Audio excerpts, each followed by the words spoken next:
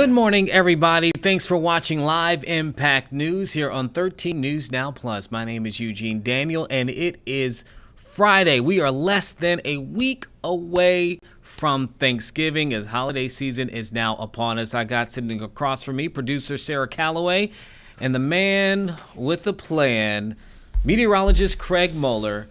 Craig, we're going to start with you because people are putting together their plans for travel, man. Yeah. What's the travel forecast looking like for the holiday? So we're 6 days out from Thanksgiving, a week from yesterday. It's almost here. When do you have to start thawing the turkey?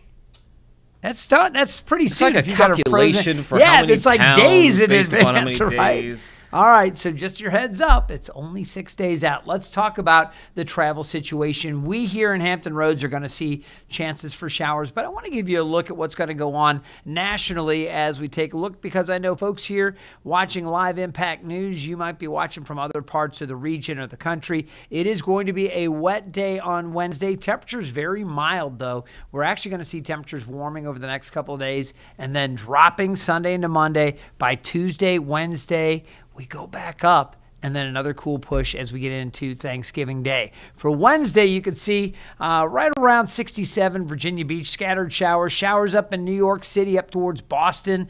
Orlando looking good. Back in the central U.S., beautiful weather out that way. That's kind of a sign of things to come for our Thanksgiving Day here along the East Coast. And out west, things looking good as well. The exception being Seattle, some wet weather up there. Thanksgiving Day in Virginia Beach, we might see a few showers. I'm not guaranteeing that because the models are actually split. So what I'm going to tell you is some of the models indicate there could be some rain still across the area for the front half of the day. Most likely, we're going to see wet weather on Wednesday, and it will clear early Thursday morning. So as some of you are waking up, maybe you got a last-minute run to the store because you forgot this or that, maybe a sprinkle or two early Thursday, but then clearing skies should become mostly sunny, looking good.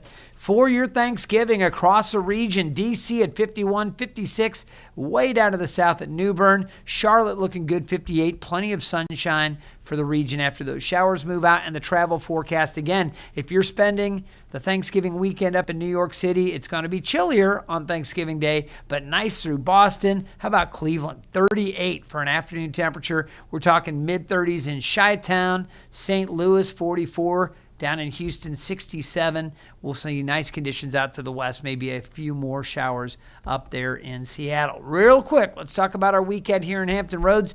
Temperatures today, low 60s. We've got a chance for a few showers. I think Saturday, some showers during the afternoon, but things should dry out a little bit later on. So into the evening, we're looking pretty good. Sunday looks good. It's going to be cooler, 57, with partly cloudy skies. Eugene, I think this is one of the topics you wanted to discuss. That grand illumination and the parade stepping off at 7 o'clock. I'll tell you, it doesn't look like we're going to have to worry about rain. There is a slight risk for a stray shower, so I'm not completely clearing that, but the models have been trending drier, and let's hope that continues. So probably just go and take an umbrella, maybe take a jacket just in case. What I would do, honestly, the smartest thing to do is keep checking back with 13 News Now for updates. Throw an umbrella in and make sure you take with you, number one, most important thing, the 13 News Now mobile app, because if you take that with you, you will be covered. We will have everything for you right there on the 13 News Now mobile app. Weather updates, obviously news and traffic if there's anything going on, but we will keep you updated. And you'll have access to the radar. We may see if there's a shower or two out there, but I think we're going to be in pretty good shape. Well, that is good. You know, Craig, that's the illumination in Norfolk.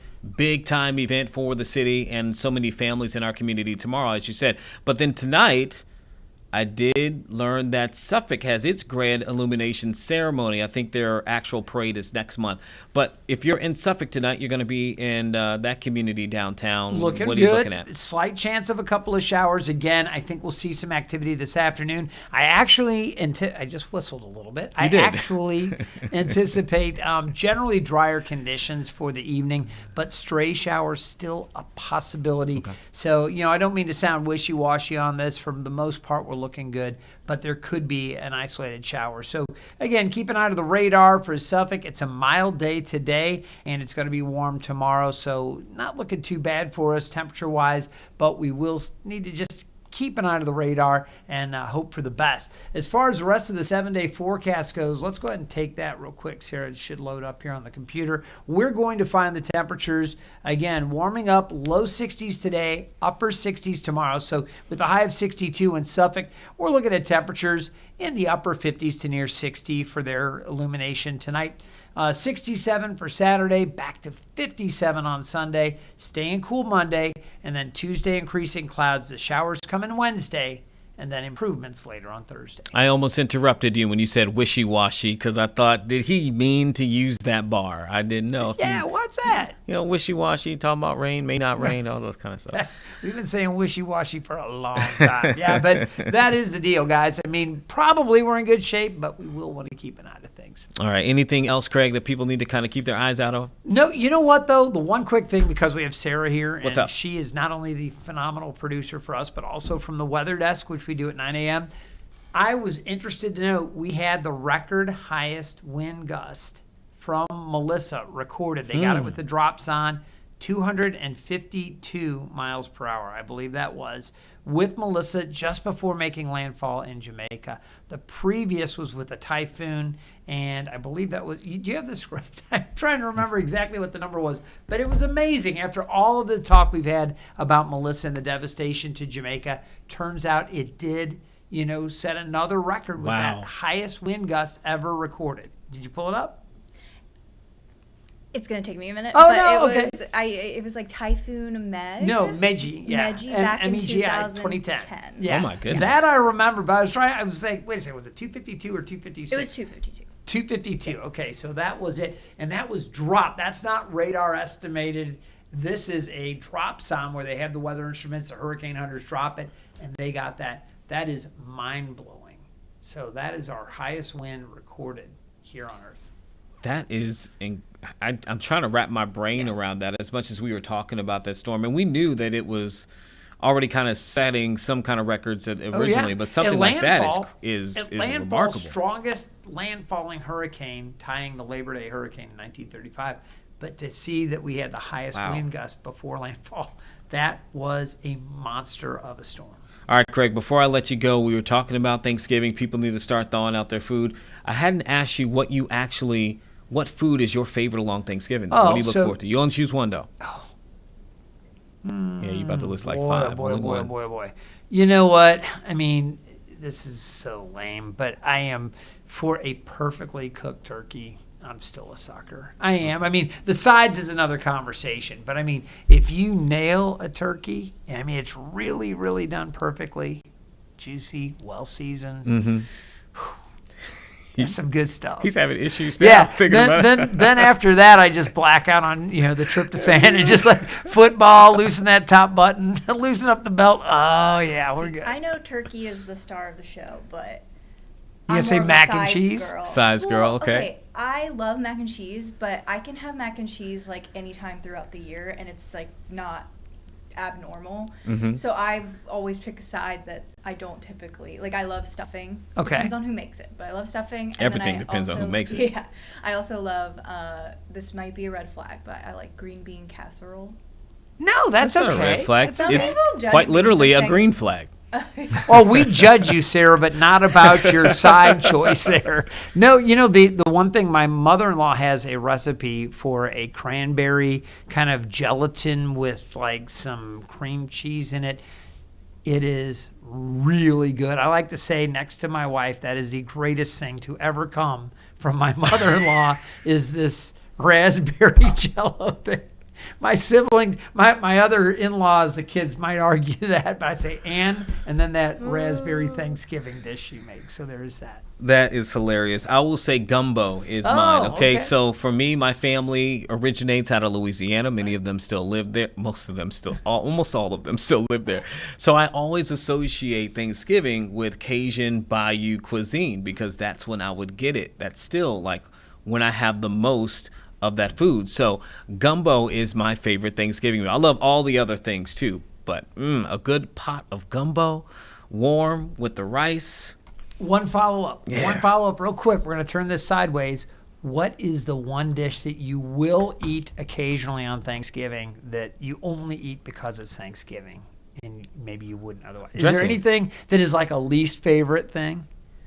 Nothing least favorite, but the only time I think most of us eat dressing is Thanksgiving. I was going to say dressing I've never been a dressing Or guy. cranberry sauce. Oh, see, Yeah. I love cranberry Like I like sauce. cranberry sauce, but I can't have, like I'm not. It's not going to be a warm June day, and I'm like, let me get some Yeah, cranberry give me sauce. some Actually, though, I like that cranberry drink too, so it's all good.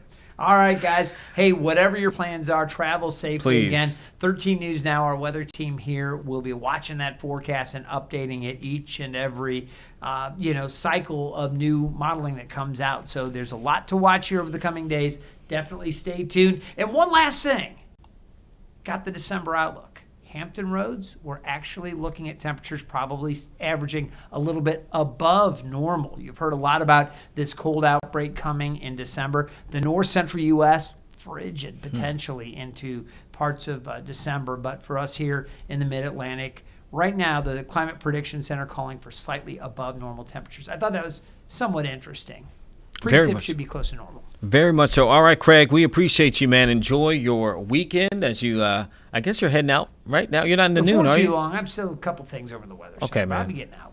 All right, enjoy it always, man. Appreciate you for coming in. And I just want to take a quick shot, just because we're talking about the holidays and Thanksgiving. Can we take VMix A here outside of the Capitol there? You are looking at the arrival of the U.S. Capitol Christmas tree. This is coming all the way from the National Forest in Nevada. You can see there that tree there. They just wrapped up a press conference, I do believe, introducing it. And I guess that tree is, as you can imagine, going to be stood up at some point, probably today, as they are bringing that in. You got people who are outside looking for its arrival. It literally just pulled up at that moment. And so maybe if in a little bit, if they're starting to raise it, we can get back. And by then, I can actually look up a little bit more details about the tree, where it came from, and any specifics about it. But just wanted to take that because it popped up right as we were talking about the holidays. Okay, but we are going to continue to talk about things that are going on right now in Washington, D.C. A lot of conversations that are taking place, and we are expecting later on this morning there will be a press conference. People wanting to get more transparency in the death of Washington Post reporter Jamal Khashoggi, who was killed 7 years ago. And we know that just a few days ago that the Saudi prince was welcomed into the White House, and intelligence officials years ago had linked that death of Khashoggi to the crown prince. And with the president hosting him in the White House, there have now been calls for more transparency and further conversation about not only what happened, but also what the crown prince's and the regime's involvement may have been in that case. We're going to have more on that. There's a press conference coming up at 11 o'clock. But earlier this morning, we also looked at a separate conversation that took place outside of the White House. And Sarah, I'm trying to recall off the bat there. I think we should just probably play that presser this morning. This is involving the current situation with U.S. military being positioned closer to Venezuela. There is speculation that the U.S. and Venezuela's could be escalating conflict between the two countries. We have reported previously that the USS Gerald R. Ford Carrier Strike Group, the largest in the Navy's arsenal that is based right here in Norfolk, has moved closer into the region near Venezuela. It was reported to be a part of the operation to end illegal drug trafficking into the country, but there are critics who believe that it is in part being moved into that area in order to force the president of Venezuela to either step down or to move into some form of action. And so there are critics of that. That has not been confirmed in any way by the Trump administration or by U.S. officials, but that is some of the speculation that is going on at the moment. And earlier today, there was a press conference from lawmakers in D.C. who were saying that they believe there should be more oversight over action, if anything, is to come in a conflict with Venezuela. By the way, Venezuela's leadership has also moved its military into motion into the waters nearby the country as well. So let's go ahead and play that press conference that took place just about 40 minutes ago. We'll play it in its entirety, and we'll come back after that, unless something breaking happens in the meantime. Good morning, everybody. Thank you for being here. I want to start with something that should alarm every American. Yesterday, Donald Trump called for Democratic members of Congress to be arrested for seditious behavior and said that their actions were, quote, punishable by death, simply because they reminded service members of their obligation and oath to follow the Constitution. Donald Trump, a draft dodger, is obviously a weak and lawless crook who doesn't believe in that oath. But we veterans take it seriously, and so do our troops. Your oath is to the law, not to any one man. That is the foundational principle of our democracy. When Trump threatens lawmakers for stating that simple fact, that's not just incendiary rhetoric. It undermines our Constitution and our troops. Also, threatening the lives of members of Congress is in fact against the law. It should be no surprise that Trump is threatening lawmakers at the same time as he has ordered thousands of American service members to deploy to the Caribbean. When military lawyers at Southcom raised concerns about the legality of the Venezuela strikes, they were sidelined. There has been no authorization for the use of military force, no declaration of war, nothing. When the commander of Southcom raised concerns about the Venezuela strikes, he was sidelined. So put yourselves in the shoes of a young lieutenant or sergeant who's in uniform right now, watching the commander-in-chief threaten members of Congress to death for telling you to follow the law.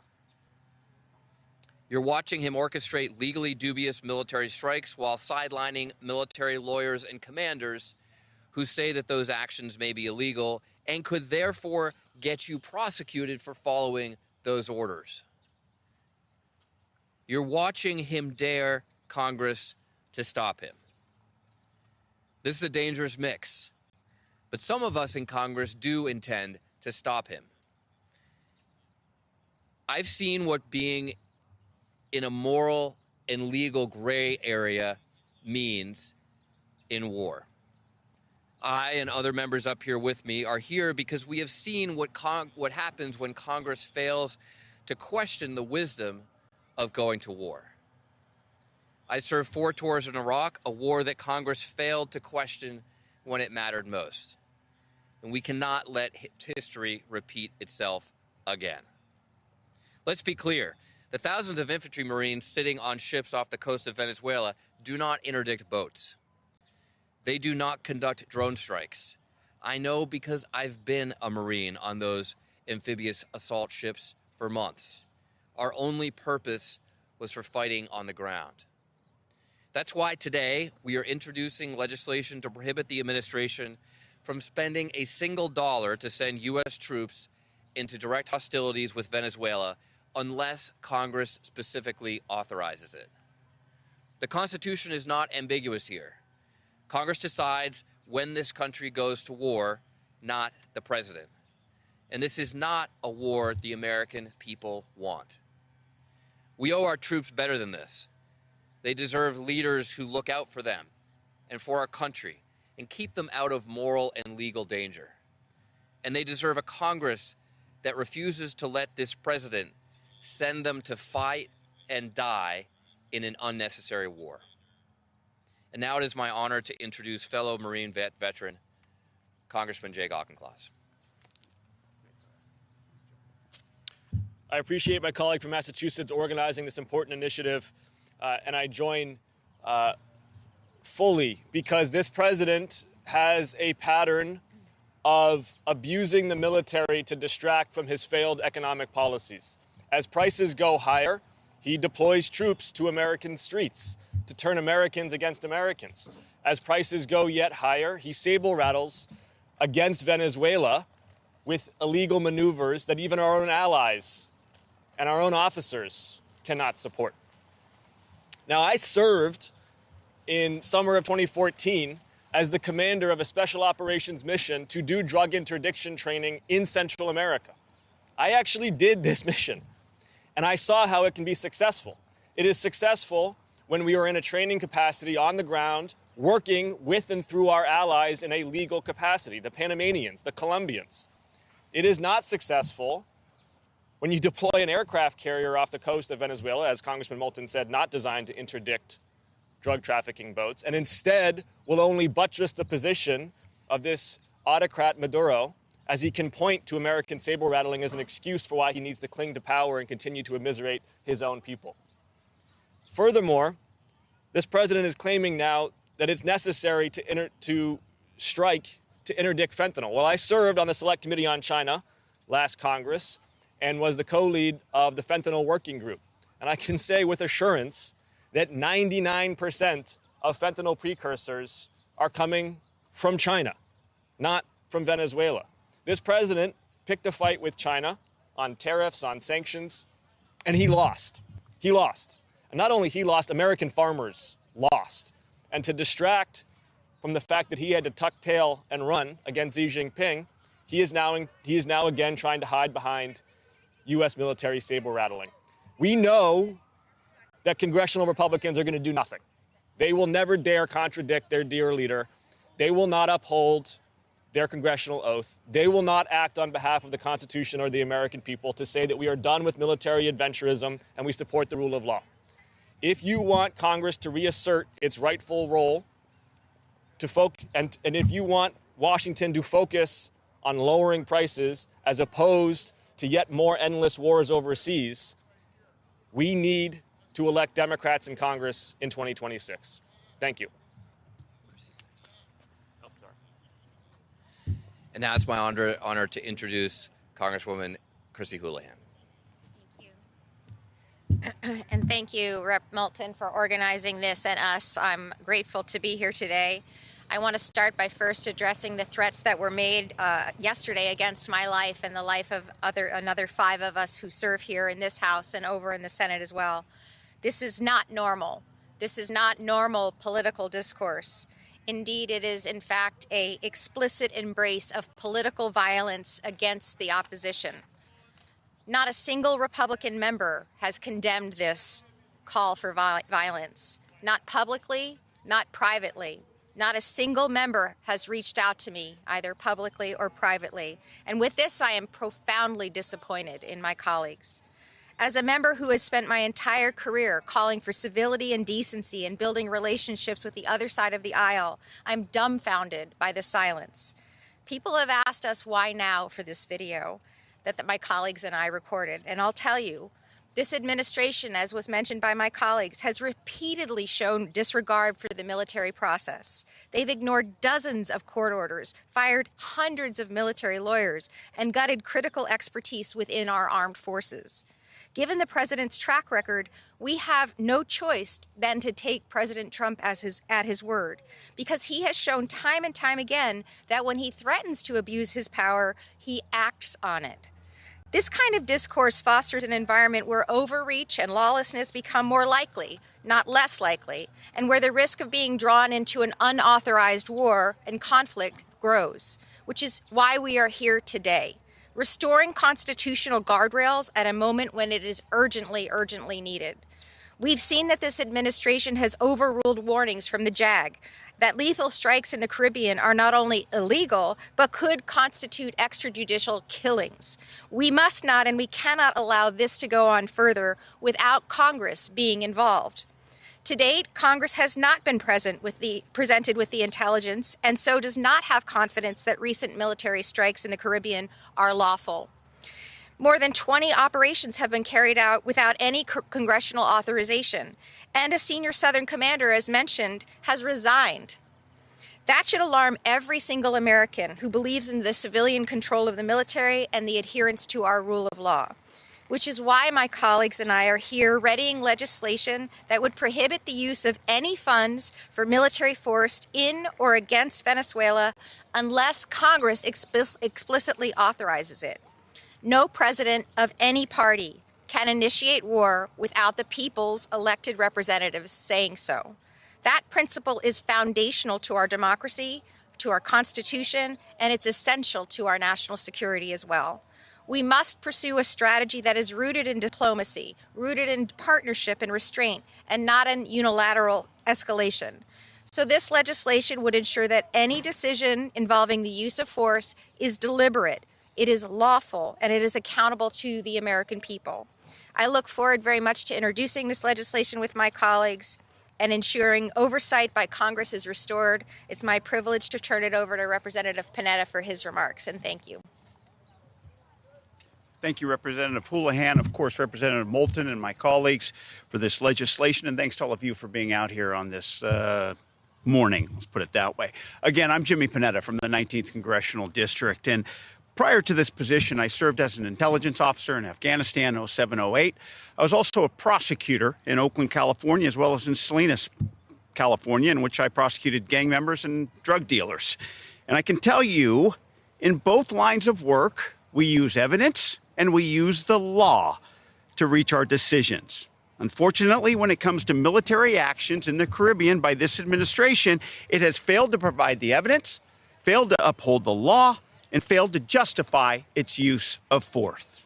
That is why I support this legislation to prevent the use of funds for military action in Venezuela and to ensure that this administration properly uses the evidence and the law not only to kill people, but to take our country to war. Now, let me tell you what the facts do show right now. It's that the table is being set for military action in the region. Over 10% of our deployed naval assets are under the purview of Southcom. That's the largest military buildup since the Cuban Missile Crisis. There's been a campaign of over 21 airstrikes against boats linked to drug smugglers that have killed 83 people. And they've redefined drug gangs as terrorists. All of this evidence points to a new war on narco terror that could easily lead to a costly military entanglement by a president who said he would end forever wars. Now, the law the administration is using to justify its gunboat diplomacy is fuzzy at best. They claim they're waging war on drug traffickers and using the war on terror as a template. But if you're going to war, as Representative Moulton said, you must go to Congress first. And if you don't do that, there must be evidence of hostilities or an imminent hostility towards the United States. We see none of that from this administration. No evidence of that, no abidance of the War Powers Act, and no evidence of justifying this use of force. As Representative Auchincloss accurately put it, there's no evidence that fentanyl is coming from Venezuela. There's zero evidence that these drug boats are going to the U.S. Outboard motor drug boats that would take 20 stops to refuel in order to make it to the United States. There's zero evidence of a long-term strategy to go after the root causes and root sources of the illegal narcotics that are on the streets of America. What I do see, though, and what I understand is that any attack on land, bringing conflict from international waters to sovereign territory, would be an extraordinary and expensive escalation that would pull our forces and focus away from the threats in Europe and the Pacific. And ladies and gentlemen, beyond the facts, beyond the law, there are our American values and our American standards. That when we engage in military force to kill people, we don't just blow up people to declare a victory. Because when we do that, that's unconstitutional, that's inhumane, and that's immoral. That's why this law is needed, to ensure that this administration has the evidence to justify their acts, to ensure that this administration understands that we are a nation of laws, and to ensure that this administration and any administration going forward always upholds our democratic values. With that, I turn it over to our good friend and colleague, Eugene Vindman. Thank you, everybody, for being here this morning on a very important topic. And I also want to start by addressing the president's heinous comments against several of my colleagues. So I want to start by condemning the president for calling for 6 Democratic members of Congress, all of whom are patriots, and all of whom served our country in various national security roles, to be hanged. It's the kind of thing we expect from a Saudi crown prince, not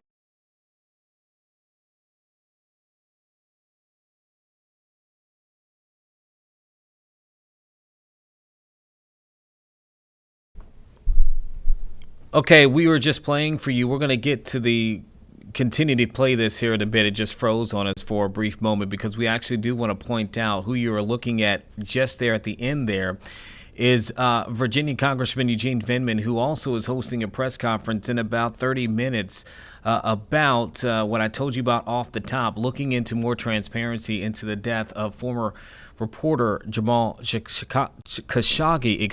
who was murdered 7 years ago. Again, this coming after the visit of the Saudi Crown Prince just earlier this week on Tuesday. So we're going to go back to him now. I do think we have that fixed. Let's listen to the rest of what he has to say.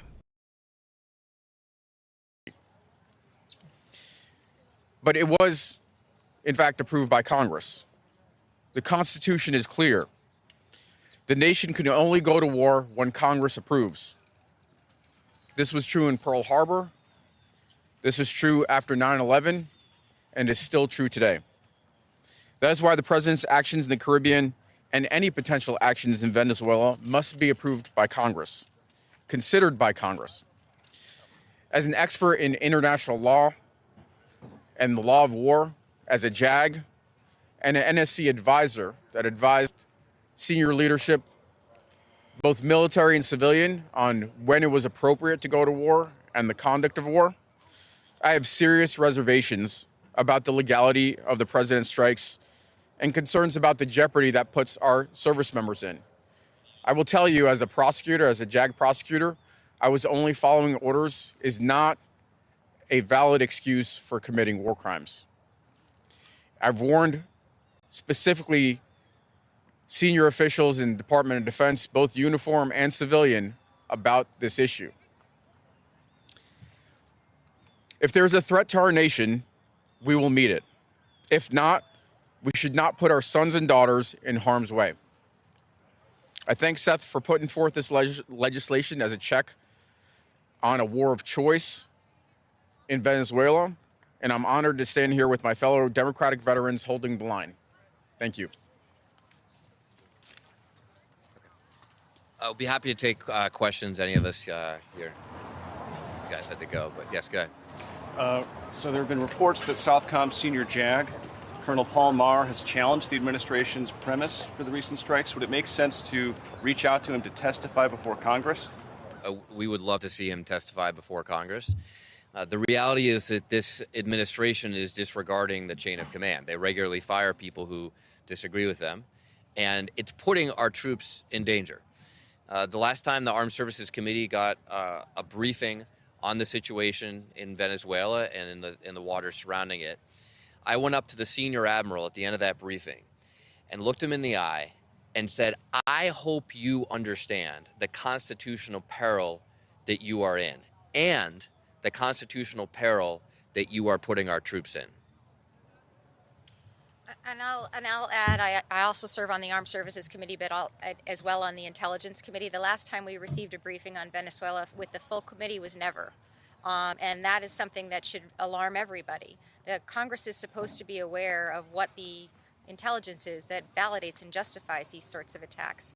And I will say that unfortunately, because the majority is the majority, they are not interested in bringing those folks in to testify in front of us, whether by them asking or subpoenaing them. And that's a failure of this Congress and this leadership. I'll add, just from a legal perspective, after having reviewed the justification from the Department of Justice, the OLC opinion for the operations in Venezuela, I found that opinion wholly unconvincing. In fact, it seemed like it was written by somebody with very limited expertise in international law, in the law of armed conflict, and very clearly trying to push forward a new system of international law through customary practice of the United States, but nothing that is recognized by any other country, the UN Security Council, and frankly, that is a very dangerous, slippery slope. That's good. The legislation that you're putting forward is distinct from the war powers resolutions that have been introduced in recent weeks, including now in the House. Is this a sign from you all that you think that that approach is not working? And are you also supportive of the resolution that's now in the House? I can certainly speak for myself. I'm very supportive of those powers resolutions. But there's two things. I mean, I would say we need to do everything we can. And this is preemptive, right? This says, before the president were to, declare that he intends to take hostilities, we're setting down a marker. You're not going to get funding for Congress from this. You need to come to us for permission if you want to do it. And the second thing is, we have obviously been disappointed in the Republican response. I think there are a lot of Republicans who, proclaim America first, who say that we shouldn't get involved in needless wars overseas, like Donald Trump, and yet are completely acquiescing to this war of choice that he seems to want to start. Yes? My question's for Congressman Vindman. I think it's safe to say most of us do not have experience in the armed forces. When a service member receives an order that they believe is unlawful, can you explain what the process is, what legally that looks like? Yeah, so look, I've heard people claim that this is something that's going to be litigated in court. That's not how this works. When you're on the field of battle, when you're preparing to take an action that can result in somebody's death, that is a split-second decision that we expect and we train our soldiers to take in a moral, ethical way. We have the best service members on the planet, the best trained, the best prepared, and they're trained on ethics annually, or at least up until this point. I don't know if that's still the case with the new secretary. And so these are split-second decisions that we expect them to take. And typically, this is something that commanders down the line are providing guidance and direction on. But if this goes wrong, this results in the death of a living human being. And right now, the strikes that are taking place in the Caribbean and the Pacific, look, these may be drug smugglers. These may be, some of them bad people, some of them may be fishermen.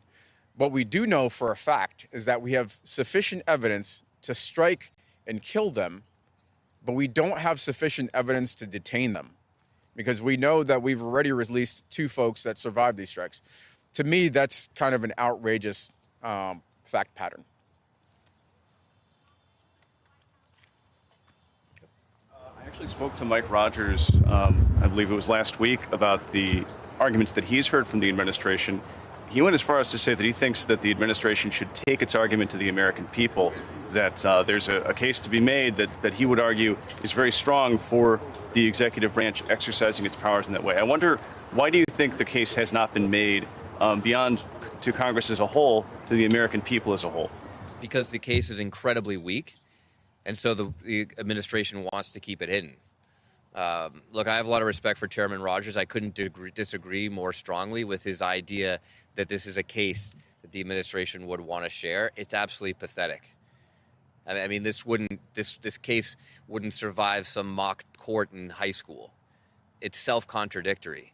It's ridiculous. And the reality is that if the administration were to share this with the American people would see with their own eyes how completely lawless this is.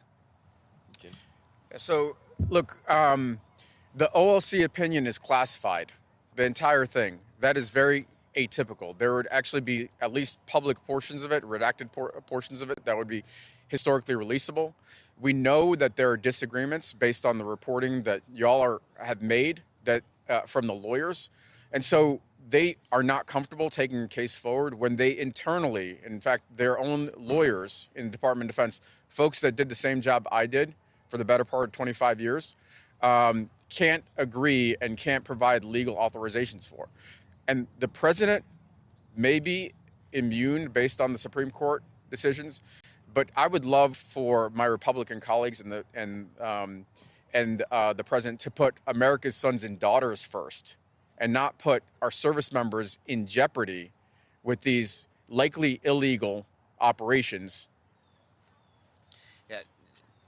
Let me just add one more thing. When Congressman Vindman and I received the briefing on the House Armed Services Committee. A half hour before the briefing was to start, they canceled the lawyers. So every time we had a question, and it was not just Democrats, there were a few courageous, thoughtful Republicans who asked really tough questions because they too saw that this was a completely ridiculous legal opinion. And every time they asked those questions, the administration just said, well, sorry, the lawyers aren't here. Why are they hiding the lawyers from Congress even in a classified hearing? It's because they don't believe in their own justification. Take care. All right. Yeah. Do you still believe that direct strikes against Venezuela are a red line for some of your Republican colleagues? Do you think if they took that step, the administration, that it would prompt backlash? I mean, it's a great question. Are direct strikes a red line for my Republican colleagues? In private, absolutely. But they have shown absolutely zero political courage to simply tell the truth, share their own beliefs in public. And I think at the end of the day, if we do go to war with Venezuela, if we do conduct joint strikes, direct strikes, there will be a lot of Republicans who regret not doing the right thing up front. Just like there are a lot of people who regret not asking the tough questions and not taking the right vote when a prior president asked us to go to war in Iraq. Thank you all very much. Again, you were just listening to a press conference outside of the Capitol this morning calling for a look and then more accountability when it comes to the situation that appears to be unfolding involving the U.S. and Venezuela, with us having our military into the region, the waters within that region. Again, it's been said that they are there to crack down on illegal drug trafficking and activity. We know that there have been several, more than 19 and more watercrafts, boats, vessels that have been in the water there that have been attacked by the U.S. That have been alleged to be carrying those illegal drugs.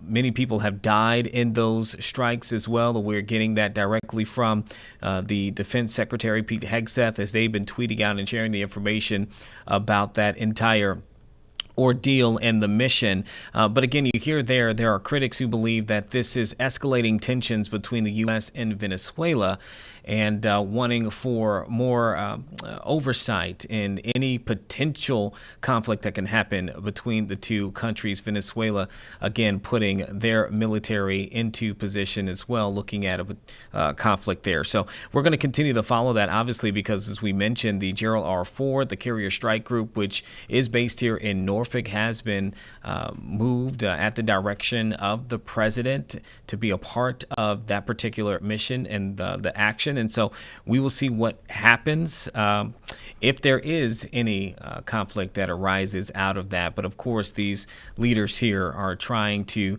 get more information into the matter at the time. Another thing that is kind of causing a bit of a firestorm in Washington, D.C., is coming from social media posts made by the president yesterday, in which he calls several Democratic veterans and national security specialists traitors for releasing a joint video where they say that U.S. service members should refuse what they call illegal orders. In a series of Truth Social posts, President Trump says, quote, that their words cannot be allowed to stand. Seditious behavior from traitors, he says, to lock them up. In another post, the president wrote, as you can see there, seditious behavior punishable by death. He also shared another post calling for them to be hanged. Now, this is the video that garnered that reaction from the president. Amongst the people who are in it, Mark Kelly. And so we just want to play it for you to see what caught the president's attention that led to these social media posts that he put up just yesterday.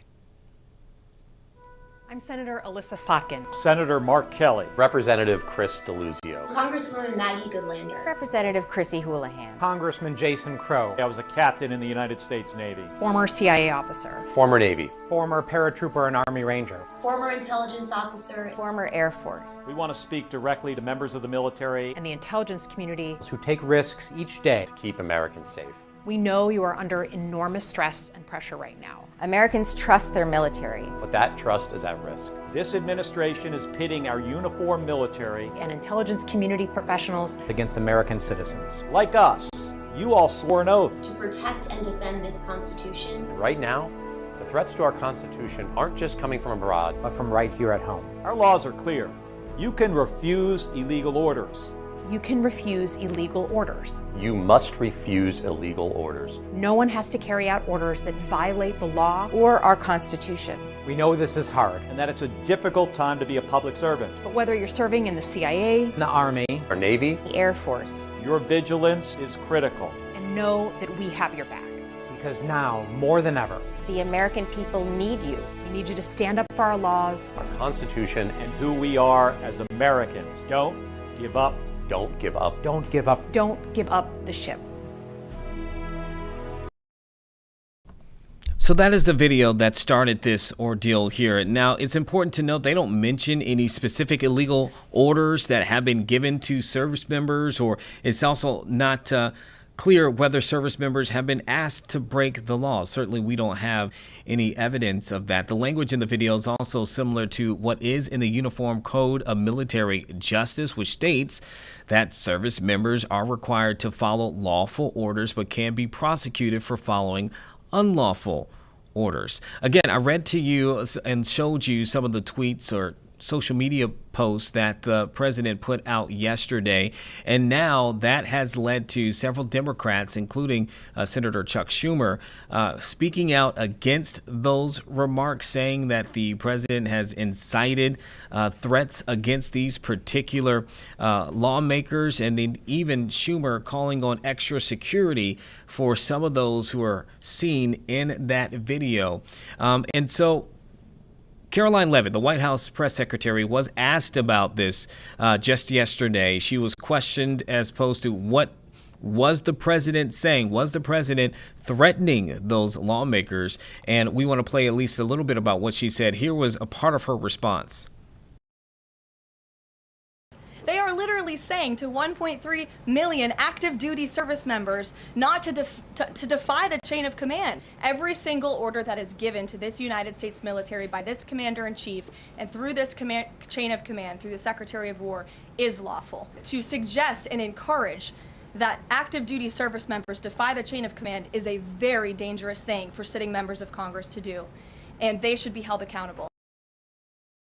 So you can see her response immediately was to what was in that video, with her saying that they are encouraging service members to defy the president's lawful orders. I want to read more of her comments to you as well. She said, "Let's be clear about what the president is responding to, because many in this room want to talk about the president's response, but not what brought the president to responding in this way.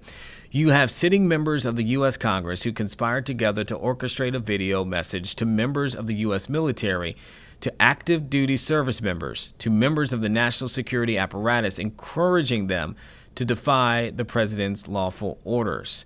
She says, to signal to people serving under this commander-in-chief, Donald Trump, that you can defy him and you can betray your oath of office. That is a very, very dangerous message, and it is perhaps punishable by law. I'm not a lawyer. I'll leave that to the Department of Justice and the Department of War to decide.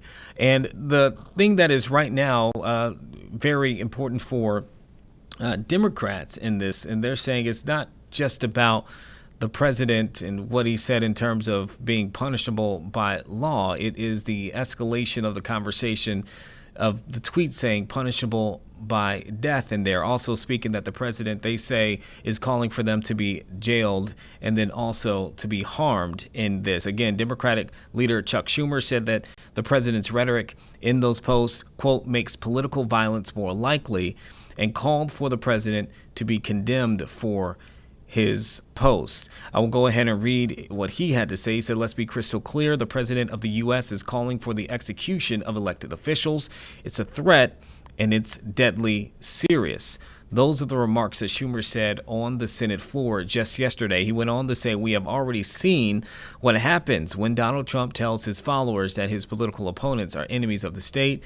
Every time Donald Trump posts things like this, he makes political violence more likely. All of this feeds into the conversation in which we've been having now for some time about the escalation of political rhetoric that can turn violent, be considered violent. We've seen attacks on lawmakers on both sides of the aisle, both Democratic and Republican. We've seen attacks on those who are not lawmakers, but in the case of like Charlie Kirk, who was murdered, we've seen the conversation over political violence escalate in the recent months and years, including hearing from President Trump himself on several times in which he has accused people on the left of inciting violence with their speak. And so there is definitely, with the tweets and the posts that came out yesterday, people saying that it is not only contradictory to not escalating it, but it in fact does do that. Again, the White House press secretary and other Republicans in office are speaking to the video and what was in that. But there are some Republicans, including Senator Rand Paul, who did not like what the rhetoric was. Says, this is his quote. He said, "I don't think it's a really good idea to talk about jailing your political opponents or hanging them or whatever else. I think we have political disagreements. We need to work them out in a political way." So I bring that up also because not only because it's the talk of D.C. right now and the political rhetoric, but also you heard it referenced to even in that press conference right off the gate. They wanted to make sure that they talked about that, even though the intentions was a different subject.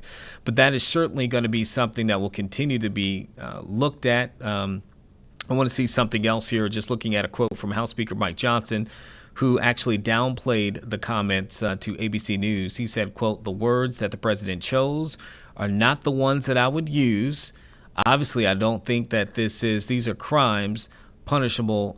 Obviously, he says, "I don't think that this or these are crimes punishable by death or any of that." He did tell reporters that the president did not make a call to incite violence, saying that he is, quote, "defining a crime." And he says, "I am sure," acknowledges that the attorneys have to figure all that out. So a lot of conversation taking place based upon those social media posts. Again, it's not the first time that we've seen a firestorm coming out of posts that have been made by the president in the back and forth of people trying to interpret or communicate what he had to say about that and what he actually meant. So anyway, I just wanted to bring that up at the moment. We are still about 8 minutes or so away from another press conference that is set to take place.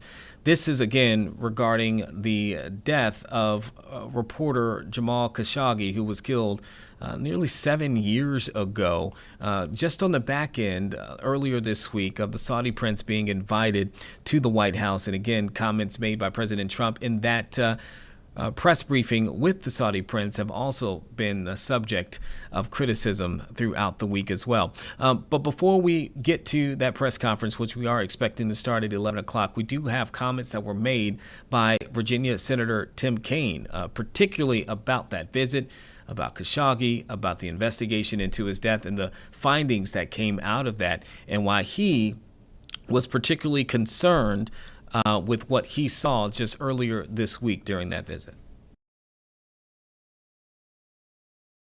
Thank you. Mr. President, in a moment, I'm going to ask unanimous consent for the passage of Senate Joint Resolution 473. And that's a resolution commemorating the 7th anniversary of the murder of Jamal Khashoggi and calling for accountability for his murder. And this resolution is to honor the life and the absolutely gruesome death of the journalist, Washington Post journalist, and Virginia resident Jamal Khashoggi. For those who are not aware of Jamal Khashoggi's story, he dedicated his life to uncovering the truth. His work shed light on the repressive nature of the Saudi Arabian government, and it exposed him to great personal danger. He fled Saudi Arabia in 2017, and his family found a home in Northern Virginia. The Khashoggi story is now, unfortunately, too well known. On October 2nd, 2018, Mr. Khashoggi was brutally murdered by the Saudi government agents at the Saudi consulate in Istanbul, Turkey. Murdered within a consulate, a place that is supposed to be a safe haven.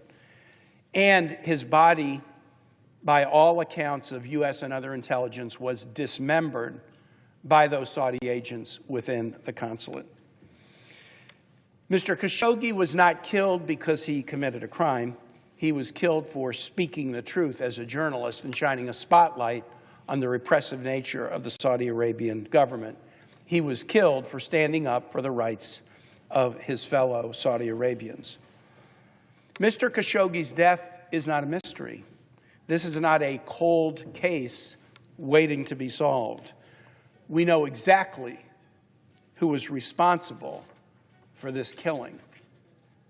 The U.S. government's Office of the Director of National Intelligence, as well as other U.S. intelligence agencies, determined that Crown Prince of Saudi Arabia, Mohammed bin Salman, or MBS as he's often referred to, approved an official governmental operation in Istanbul to capture or kill Jamal Khashoggi.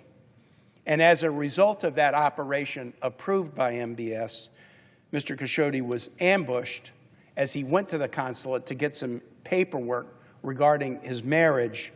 He was strangled, killed, and his body was dismembered. And then evidence of that crime was attempted to be destroyed. 7 years later, there has been no accountability for the person most responsible for the horrifying murder. No real justice for Jamal Khashoggi, no justice for his family, no justice for the many others who have raised their voices in Saudi Arabia and who, for something simple as tweeting, are being threatened with execution. Instead, the leader who approved the operation to kill Jamal Khashoggi, the man who is proud to oppress his own people, MBS, is being celebrated today at our White House. MBS was welcomed with a black tie dinner. He's being offered F-35 fighter jets, one of the crown jewels of our security apparatus, over the open objections of our ally Israel and potentially in violation of the law. He's being offered extremely high-tech computer chips and other valuable U.S. technology. He's being offered a major mutual defense agreement. It is frankly outrageous to me that the President of the United States would assert that American service members should put their lives on the line to defend the oppressive regime in Saudi Arabia. Yesterday, when President Trump was asked by a reporter from ABC about Jamal Khashoggi, he said, quote, "A lot of people didn't like Jamal." He said about the killing, quote, "Things happen," close quote. Things like a gruesome strangling in an embassy and the dismembering of a body of a journalist for the Washington Post with a bone saw. Things happen. And then our president threatened ABC's broadcast license because the reporter had the audacity to ask him a question he didn't like. I've said it many times, and I'm going to say it again. Standing with this regime with no accountability for the murder of Jamal Khashoggi is not America first. It's not consistent with our values as a world-leading democracy. I was very vocal in my frustration about this matter, not only during President Trump's first term, but also during President Biden's term. When President Biden visited Saudi Arabia in 2022 and fist-bumped with MBS, I was vocal in my dissatisfaction. I was vocal in my disappointment over this effort when Biden administration's State Department sided with MBS in his efforts to gain sovereign immunity in the United States to avoid accountability for this murder. I was frustrated when Biden administration Middle East policy officials left the White House in January of 2025 and in short order started signing lucrative contracts with the Saudi government. And I continue to be appalled as the families of senior Trump administration officials, Kushner family, Witkoff family, and President Donald J. Trump's own children signed major deals with the Saudi regime in cryptocurrency or real estate development. Just a few days ago, on November 15th, the New York Times reported that the Trump organization was in talks to bring Trump-branded property to one of Saudi Arabia's largest government-owned real estate development. And I have huge questions, as I think many Americans do, about whether the intertwining of cryptocurrency or real estate deals is behind the president's casual reference to things happen to whitewash and excuse the assassination and dismembering of a Washington Post journalist who lived in my state. When the Saudi-backed LIV Golf Tour made overtures about maybe acquiring the PGA in 2023, there was bipartisan outrage about that. Okay, you were listening to statements made by Virginia Senator Tim Kaine on the floor, and he is obviously talking about his concerns about a recent meeting this week with the Saudi Crown Prince, particularly following the death of reporter Jamal Khashoggi 7 years ago. And right now, outside of the Capitol, we are about to hear from Khashoggi's wife, and then also, again, the congressman we introduced to you earlier, Congressman Eugene Vindman, also of Virginia, holding a press conference with their own questions and concerns. So let's go to that at this time. It would be shocking. All week, I've urged the president to release a transcript. Yesterday, I sent him a letter with 37 of my colleagues demanding the release of the transcript. I'm honored to have Ms. Khashoggi with me today, standing by my side as we remember her husband and call for transparency and accountability. We will continue pressing for the release of the transcript so the American people understand the truth. Our intelligence agencies concluded that Crown Prince Mohammed bin Salman ordered the murder of Ms. Khashoggi's husband. When a president sidelines his own intelligence community to shield a foreign leader, America's credibility is at stake. The Khashoggi family and the public deserve to hear the truth. We need straight answers about this conversation. We need the transcript. Once again, I'm calling on the president to release the transcript of this call. I'm now honored to introduce Ms. Hanan Altar Khashoggi, the widow of Jamal Khashoggi, a native of Cairo, Egypt. She moved from the UAE, where she worked for over 20 years, here before her husband was brutally murdered. On July 20th, after 2 years of harassment and detainment, Hanan fled to the United States to claim political asylum. With the help of the United States Congress, she was able to get her work permit and was granted political asylum in December of 2023. She now resides in Arlington, Virginia. I will now turn the floor over to Ms. Khashoggi, and thank you for being here.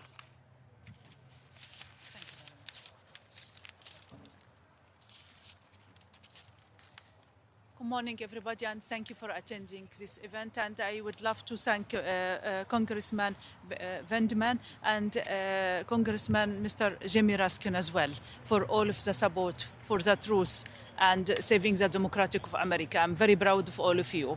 I was born, my name is Hanan, I born in Egypt, I grown up in Dubai.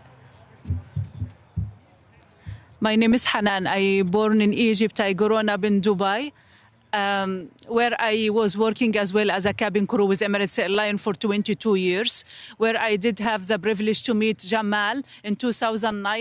The relation continue and is getting stronger since 2009 because we realize we are like a twin. He's Adam and I'm Eve. We meet in all of our opinion.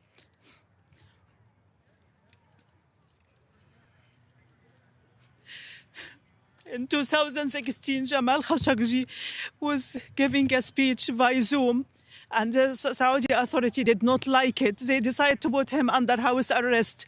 I start to object in my little capacity in my social media, speaking to different Arabic journalists to speak up and release Jamal, because I do believe strongly in him. Jamal was very kind man, stable man, and a transparent man. Whatever he see in he say it in a camera. He used to say it in our house after we got married. After I supported him in this cause, the Emirati did put me under surveillance. They spy on me. He managed to flee to America in 2017 and live in his apartment here in Tyson Corner. And he asked me to visit him. I managed to visit him in his birthday in March 2018. He proposed to get married to me, and he put the ring in my hand for engagement. And he told me, I might be a curse in your life, Hanan. I didn't know it will happen later on, and my life will be thrown upside down. We continue in our relation, going back to Dubai to resume my work. The intelligence of United Arab Emirates was waiting for me, detained me, interrogated me, and questioned me for 17 hours all about Jamal, and assuming he have a network to change the throne in Gulf area, which is not true. We got married here in America, in Alexandria in June 2018. And we decided to build a life and to be away from all of this polarization in Middle East. But I encourage him to continue the way he are, supporting democratic freedom and the good future of the Middle East, especially to Saudi Arabia. They have the resource to develop. And I did not know this will backfire in him and getting a gap between him and the Saudi authority bigger. And last time we met, it was September, a few days before he fly to Turkey. He was supposed to visit Istanbul, Berlin, London, to buy apartment in Turkey, for he can get a citizenship and he can get some kind of medical insurance as well, because his health was going down. Jamal was suffering with a lot of medical condition before he left us. I did not know ever, and we never did assume they will take his life just because of his opinion. Jamal Khashoggi was very stable man, very kind man, and he met with different people, different background, and I promise you will walk away with a smile. This is the kind of Jamal Khashoggi. I heard this week something very disturbing me from President Trump about my husband. He's controversial and he's unliked. I would like to tell Mr. Trump, you're expressing someone else, not Jamal Khashoggi. Jamal Khashoggi was most stable man. He was a role model to represent us as an Arabic and Muslim, and he accepts everybody regarding your ideology background as well. They try to paint him like he's a friend of Osama bin Laden or his Muslim Brotherhood, and all of this excuse. This is not excuse to take his life away. There is no justification to kidnap him, torture him, and to kill him and to cut him to pieces. This is a terrorist act. What they did, this is 17 months in behalf of the order came from the Saudi authority. It's a terrorist act. And I try to take action. Even I'm standing alone. I'm trying to take action in different countries, which is I land, because I have a privilege as a cabin crew. I land in these countries when I was under surveillance. After I fled to America, and we discovered they spy on me since 2017 with different spy material, including the Pegasus and Celebrate as well. We try to take action against this.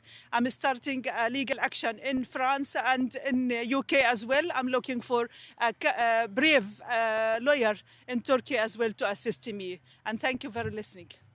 Thank you very much. You're not alone. I want you to know that you're not alone. Thank you. Thank you. And I'm seeking the help of Mr. Congressman Vindman and Mr. Jimmy Ruskin. I insist to get this content of the conversation between President Trump and Crown Prince Mohammed bin Salman to stand with the truth. I need to know that what is the truth in this conversation. And I would appreciate if you try as much you can to save the democratic and the freedom to press and speech to America. Do not be copy of Middle East dictator country. We look to you here as a role model of modern civilization. Please maintain it. Thank you. Thank you. Thank you so much.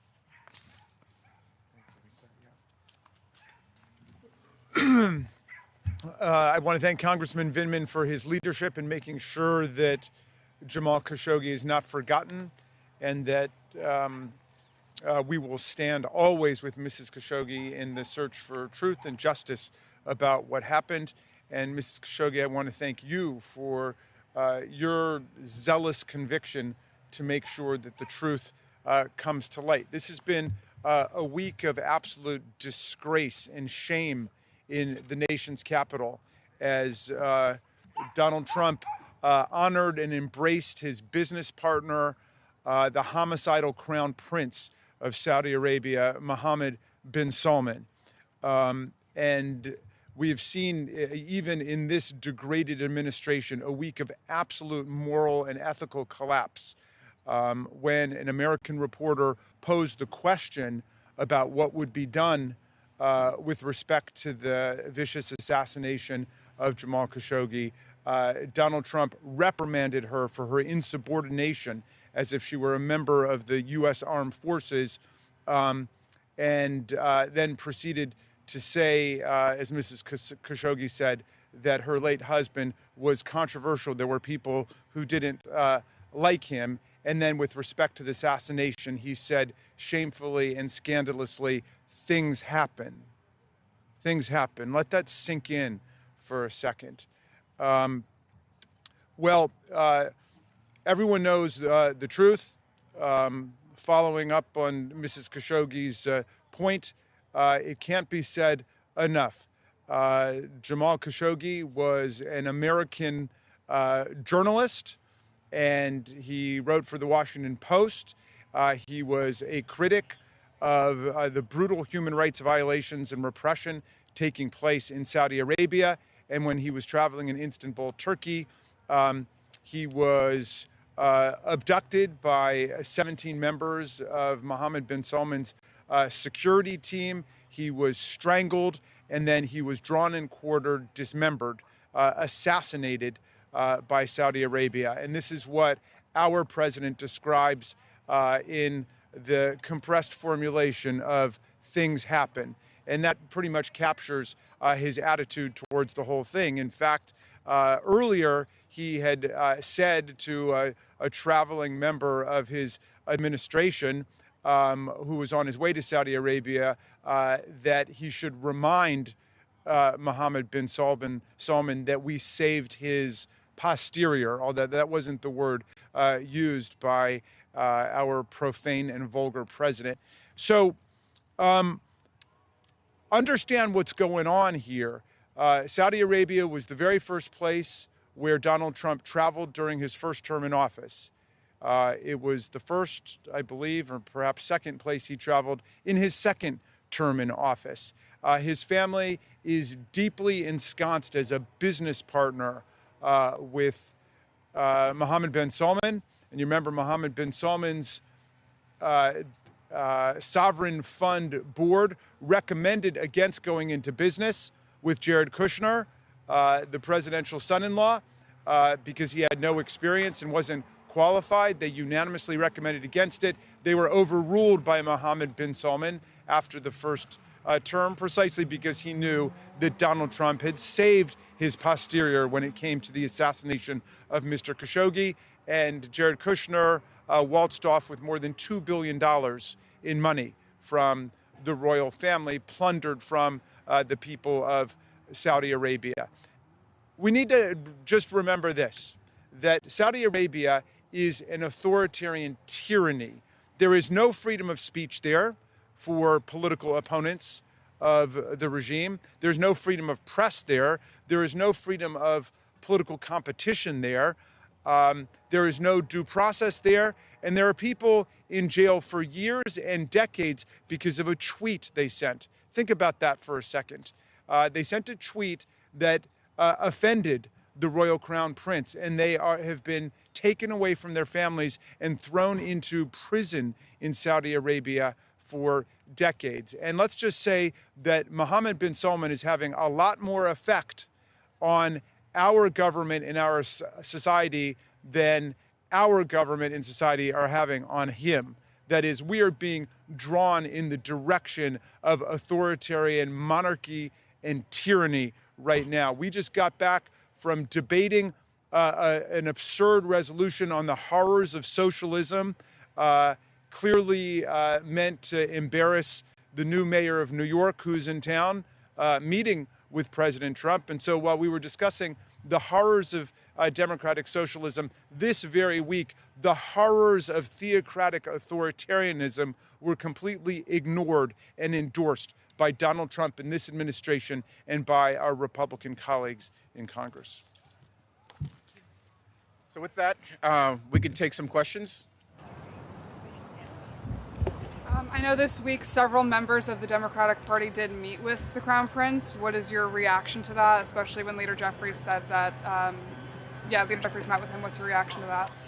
Look, I think that we as the preeminent power on the planet, as a leader really up till recent times of the democratic free world, we have to deal with nations, sometimes unsavory nations. We may take meetings with the leader of North Korea and China and Russia and Saudi Arabia for that matter.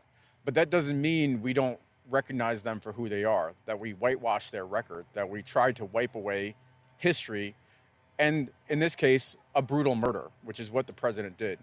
And that's what really spurred me to action. As I said, there were two calls that were particularly concerning to me during my time at the White House: the Ukraine call and this call. And I think, given what we've seen in the ensuing years and the president's own comments and the Woodward book, where he said that he saved MBS's ass, and how much profit he and his family have received from Saudi Arabia, I think releasing the call and the truly brutal facts and circumstances that we're very well aware of are critically important for the American people to understand, and also to provide Ms. Khashoggi some closure, that her husband's life was meaningful. Yeah, absolutely. Yeah, but I'm not exactly sure what transpired in terms of the contents of those meetings, and I'm hoping to get a readout. I certainly hope that any colleagues who met with the Royal Crown Prince or anybody else in his staff used the opportunity to press the case of hundreds of political and religious prisoners rotting in Saudi jails right now. So what's the process for releasing the transcript? I mean, can the Congress do anything in that regard? And I also have an unrelated question. Since, given your background, what do you make of the peace deal proposal or peace plan? Yeah, so to your first question, look, obviously Congress can act. We would need bipartisan support, and I would, right now, unfortunately, my Republican colleagues are lacking in a trait, bravery. But, the president can also release a transcript on his own. And we saw that with the Ukraine call. The president decided to release a transcript, and he felt like he had nothing to hide. And he said he was doing it in the name of transparency. Obviously, there were different thoughts. The president was ultimately impeached for that. But if the president has nothing to hide in this call that I'm referring to, he can release that as well.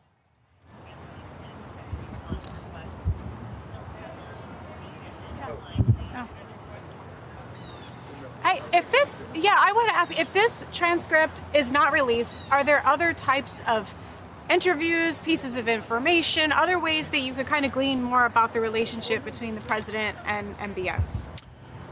Well, I mean, the short answer is yes. And you could look at the other public information that the president has put out there. This comment that he made in the Woodward book, that he saved MBS's ass. You could look at all of the different transactions that the president has been involved in and his family. But you could also I think you would need to go back to an earlier point, and the conversation might be that point where you can see where there was an offer of something, and then in exchange, the president got something in return. And so I think you could look at the entire course of conduct, and frankly, in my opinion, that call was shocking. And I'm sorry, to your second question about the peace deal in Ukraine, to me, this looks like terms that were dictated from Vladimir Putin to Donald Trump to direct the capitulation of the Ukrainians, and it's shameful and unacceptable.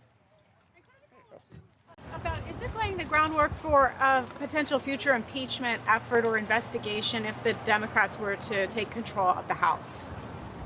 Look, I'm a prosecutor, so I deal in facts and evidence. And so I think that any conversation regarding impeachment is probably premature. But there are serious concerns about the president's conduct, everything from his threats against Democratic lawmakers yesterday to a whole series of conduct, including conduct from a call during his first term. And so I think it's premature to talk about any formal procedures, but there are plenty of questions that need to be answered. And I see my colleague. You have nothing. Okay. What he said. Okay. Nice comments. Yeah. Right. I just want to say the condoning by President Trump of the assassination of Mr. Khashoggi preceded by one day President Trump essentially endorsing threats against the lives of our colleagues who simply insisted that disobedience of unlawful orders is required for people in the military or by anybody in the government. So we cannot allow a situation to develop where the President of the United States is condoning and signaling the acceptability of assassination of foreign leaders or leaders in America.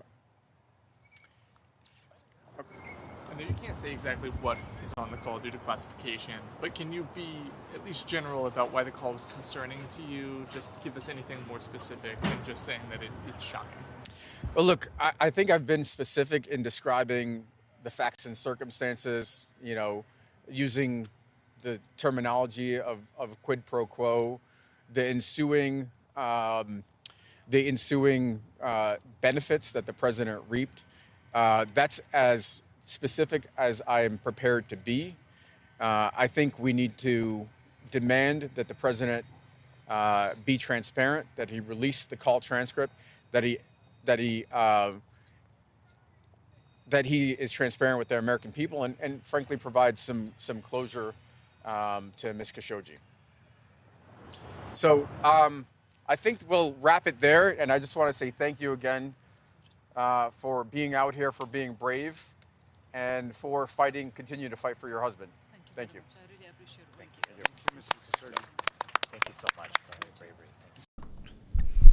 You were just listening to lawmakers, including Virginia Congressman Eugene Vindman and the wife of slain journalist Jamal Khashoggi there. And when we were going into this press conference, some things that are important to keep in mind as you just listen to what they say.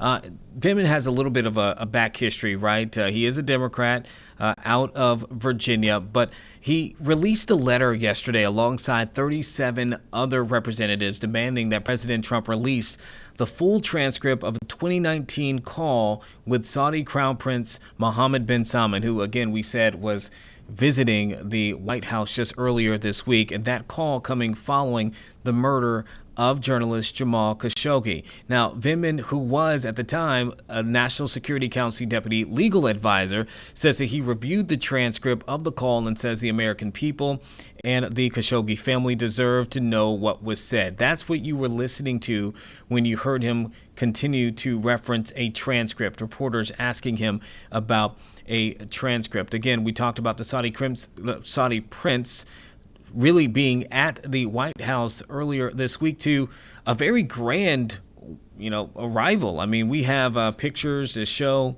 we carried it live as it happened. We were on this stream, and you can see there the red carpet being rolled out. There's a huge show of welcoming and support there for the Saudi Crown Prince just earlier this week.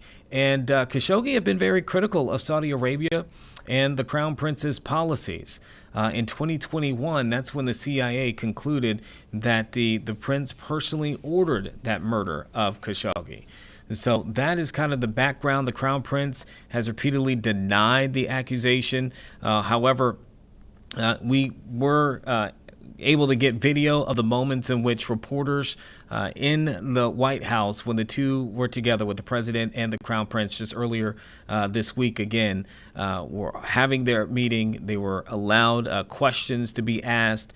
And, one of the reporters there, I believe it was Mary Bruce there from ABC, went right at it and asked the president a very direct question about the relationship between the two, particularly when you consider the history there. This was the president's response. Mr. President, is it appropriate, Mr. President, for your family to be doing business in Saudi Arabia while you're president? Is that a conflict of interest? And Your Royal Highness, the U.S. intelligence concluded that you orchestrated the brutal murder of a journalist. 9/11 families are furious that you are here in the Oval Office. Why should Americans trust you? And the same to you, Mr. President. Now, who are you with? I'm with ABC News, sir. You're with who? ABC News, sir. Fake news. ABC fake news. One of the But the worst. question is One of the legitimate, worst sir. in the business. But I'll answer your question. I have nothing to do with the family business. I have left, and when I've devoted 100% of my energy. What my family does is fine. They do business all over. They've done very little with Saudi Arabia, actually. I'm sure they could do a lot. And anything they've done has been very good. That's what we've done. We've built a tremendous business for a long time. I've been very successful. I decided to leave that success behind and make America very successful. And I've made America more successful by far than it ever was, and that it ever could have been, no matter who was president. There would be nobody bringing in $21 trillion, that I can tell you right now. As far as this gentleman is concerned, he's done a phenomenal job. You're mentioning somebody that was extremely controversial. A lot of people didn't like that gentleman that you're talking about. Whether you like him or didn't like him, things happen. But he knew nothing about it, and we can leave it at that. You don't have to embarrass our guest by asking a question like that. So you heard those were the president's words directly. We have more sound from that press briefing. Again, to reiterate, the Saudi Crown Prince, he denied allegations that he ordered it. However, he did take full responsibility for the killing of the journalist Jamal Khashoggi, because that was committed by people, he said, working for the Saudi government. But again, he denied being the one who ordered it. Here is the president when asked about that, defending the Saudi Crown Prince. As far as this gentleman is concerned, he's done a phenomenal job. You're mentioning somebody that was extremely controversial. A lot of people didn't like that gentleman that you're talking about. Whether you like him or didn't like him, things happen. But he knew nothing about it, and we can leave it at that. You don't have to embarrass our guest by asking a question like that. Okay, let's go ahead and hear from the Saudi prince himself here, again, in that same conversation. About the journalists, it's really painful to hear, anyone that been losing his life for, no real purpose or not in a legal way, and it's been painful for us in Saudi Arabia. We've did all the right steps of investigation, etc., in Saudi Arabia, and we've improved our system to be sure that nothing happened like that, and it's painful and it's a huge mistake, and we are doing our best that this doesn't happen again. Okay, so that kind of sets the stage again for that press conference that you just heard live, in which you were listening to a congressman out of Virginia and then also the wife of Jamal Khashoggi speaking about their concerns and their calls for the releasing of a transcript that reportedly took place, a call that reportedly took place in 2019 between President Trump and the Saudi Crown Prince. They believe that that should be released to be made public so they can know what was made on that call. Okay, right now what we're going to do just real briefly here is we're going to take you to Charlotte, North Carolina, where at the moment we are hearing from lawmakers and local advocates there. We have been reporting throughout the week with Border Patrol and ICE agents going to the city and other locations in North Carolina for increased patrols on undocumented immigrants within the state. They are speaking right now about what has taken place over the last 7 or 8 days or so. So we'll go right to that as they give their reaction out of the Operation Charlotte's Web, which is what the administration was calling this. Taught humanity everything we know about God and living a God-centered life. It is that every human life has value, that no one's life is greater than another in the eyes of God. And during these times, we must stand together, recognize our common struggle for justice, and reject the policies and rhetoric that divide us. As the Muslim American community in Charlotte, we stand with our Latino brothers and sisters in humanity and all who are targeted by the current administration. Everyone deserves the dignity, freedom, and due process that America promises for all. I want to introduce my brother. 2 weeks ago, he became a video about him answering a phone call to help a young woman who needed infant formula became viral because of his humanity, because of his sincerity. He did not know it was a TikTok video. He did not know it was a social experiment, but it's his faith, his morality, the lessons in the Quran that taught him to respond with that compassion. Thank you, Clubhouse. Thank you, sister. Bismillahirrahmanirrahim. I'm a little nervous to be here today, but I felt like I had to be here to show that we're standing with our Hispanic brothers and sisters that are going through some trying times. So as Muslims, that's what we're supposed to do, is stand up for our neighbors. So that's why I'm here today. A little nervous, so please excuse me, first time doing this. Peace be upon you all. We gather today as one family under God, united by our shared humanity. In moments of hardship, we are reminded that every soul is precious and every family is sacred. Families together, families belong together. And when they're divided, the heart of our community aches. Our tradition teaches us that mercy, compassion, and justice are not just ideals. They are divine commands. As a Muslim leader, I stand here not only for my own community, but for all who suffer. To protect families, to honor dignity, to welcome the stranger is to walk in the path of God's mercy. This is not about one group or one people. It is about all of us. When our Hispanic brothers and sisters face pain, we feel it too. When families are separated, we are all diminished. Today, we affirm that Muslims, Christians, Jews, Latinos, blacks, whites, immigrants, and native-born, we are one family, bound together by God's love. We call on our leaders and our neighbors to remember that true strength lies in unity, not division. A nation is blessed when it protects its families, when it uplifts the vulnerable, and when it chooses compassion over fear. In my closing statement, I just want to say this. Let us leave here today with hearts open and hands joined. Let us be the voices of harmony, the builders of bridges, the guardians of family. Together, we can create a community where no one feels alone, where every child is embraced, and where every family is whole. May God guide us, bless us, and keep us united in peace. Thank you so much.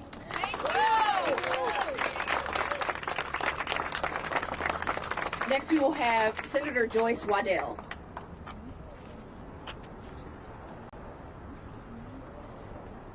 Hello, everyone, and thank you, Aisha, for setting up this conference.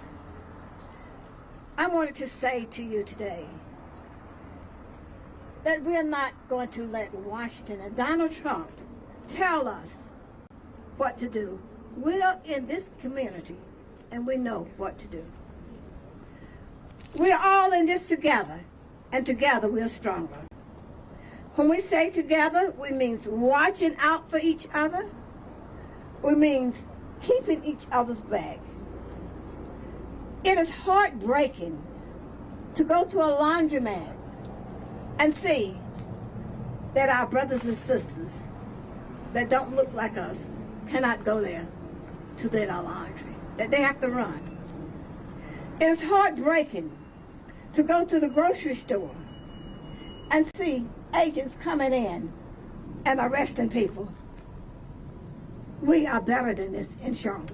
It is heartbreaking to know that the restaurants that employ many of our Latino friends cannot operate. We cannot let Washington tell us what to do. We must know that we are stronger together, that we must watch out for each other. As a personal note, I was in a parking lot and was surrounded by agents. They were not going to let anybody leave there. Okay, those are lawmakers and advocates there in Charlotte. Of course, we've been reporting and following the activity of the Border Patrol there in the city and others in North Carolina. So the latest out of that, it appears at this point, the number of arrests in which that operation has led to right now counts to about 370 at least. Again, it's being called Operation Charlotte's Web. Now, yesterday, there's a bit of confusion for people in the community because the Mecklenburg County Sheriff, which that's where Charlotte is under, Mecklenburg County, he stated that the official activity by the Border Patrol, by immigration enforcement, that operation had ended, but it wasn't long after that a top DHS, Department of Homeland Security official denied that exactly is what happened. And so again, now you have this morning with lawmakers and advocates speaking about what is going on in their city. So we wanted to take you to that live here as we saw it pop up. We're going to continue to follow that, of course. But right now, I want to get back to a conversation that we started earlier in this particular stream, and that was the conversation regarding a social media post that the president put out just yesterday, in which he called multiple Democratic leaders, and most of them veterans as well within that, saying that they had seditious behavior because this video called for U.S. service members to refuse illegal orders. We played that video for you earlier today. We showed you some quotes that had already been out by the Democrats and by some Republicans. But the conversation is really swirling around what the president put in there. It's saying that seditious behavior punishable by death. And that has caused for several people within our politics to say that the president is not only targeting these individuals, but also inciting violence. But to bring us kind of into this conversation, to look at a variety of sides of this, I actually have on the phone with us right now attorney and former Virginia delegate, Republican Tim Anderson. He's on the phone with me at the moment. And Tim, thank you so much for joining us. You actually had put out some posts today on social media with your thoughts on this, and I wanted to kind of bring you into this conversation. So again, thank you. First off, what were your thoughts when you saw those posts made by the president and the immediate reaction after it?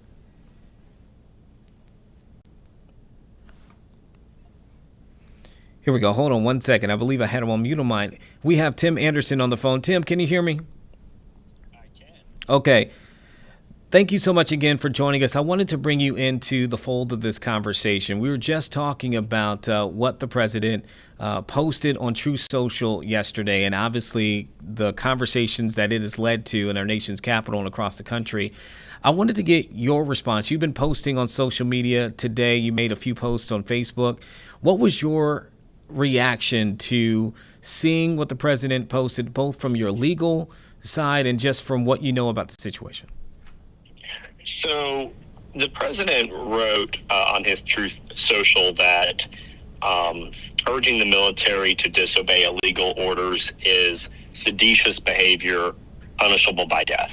And so when I read that, I'm a criminal defense lawyer by trade, and I've represented a few people charged with seditious behavior, and I don't recall ever it being a death penalty eligible case. So I pulled up the code, and sure enough, the maximum penalty is 10 years or 20 years, depending upon which code section it is. It's not a death penalty eligible offense.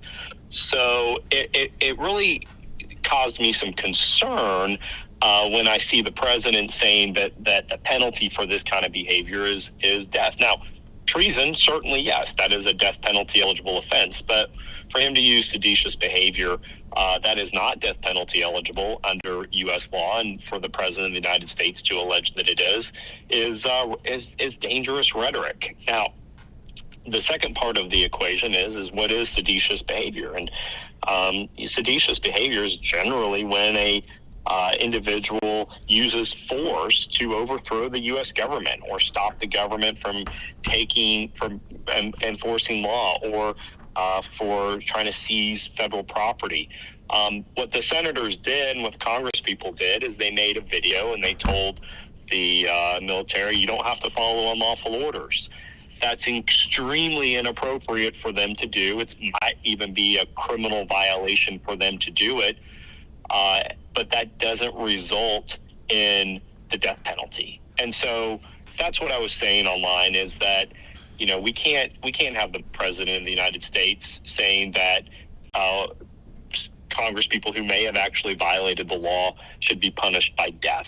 It's no worse than what Jay Jones said that our side got all worked up about wanting to put 2 bullets in the head of Speaker Gilbert. And our side was so offended by that. But now we have, the Republican leader, calling for death of people that certainly are not warranting of the death penalty. And that's what I'm just trying to tell people is look, you can't say Jay Jones did something bad and he's disqualified when now we have the president doing exactly the same thing. It has to be wrong on both sides, and we have to demand better from the people that govern us. And the president was one of the people who called out Jay Jones during the election process. Shortly after he visited here to Norfolk at the naval base, he put out a social media post speaking about the comments that had at that point just come out not long before. So let me ask you this, Tim, as well, just listening to you.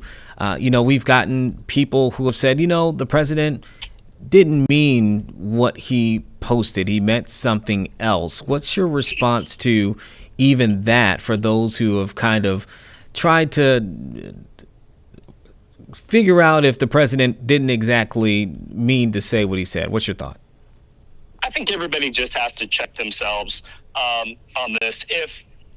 If they think that, then they should also think that Jay Jones didn't really mean what he said either. And so if you don't think the president meant what he said, then you should say that Jay Jones was texting a colleague and he really didn't mean that either. We've gotten into the point where if one side says it and you're on that side, you excuse it. And if another side says it, it's totally reprehensible, warranting removal from office. It's just this weird type of tribalism that we've gotten ourselves in. And really what I'm just trying to say here is it's not right at all for any political leader to call for the death of anybody unless it's a situation where there's truly treason and somebody's being charged with treason or some kind of a death penalty eligible offense. We've got to stop looking at each other like we can kill you if we disagree with you. It's reckless. Both sides are doing it. And we as people have to rise up and tell our leaders, we're not going to tolerate it anymore. It's not appropriate for President Trump to say what he said. It's not appropriate for Jay Jones to say what he said. And everybody has to do better. And what does that look like? I mean, Tim, when we're talking about everybody has to do better, we've been talking now, I feel as though, about political rhetoric and the escalation of it. You and I were just here sitting across from each other on this very broadcast not that long ago speaking about this. What is it actually going to take? Obviously, when you see it at the top from the president here in the words and how that can be perceived, what is it going to take to get to that place where we're not having to have this conversation anymore?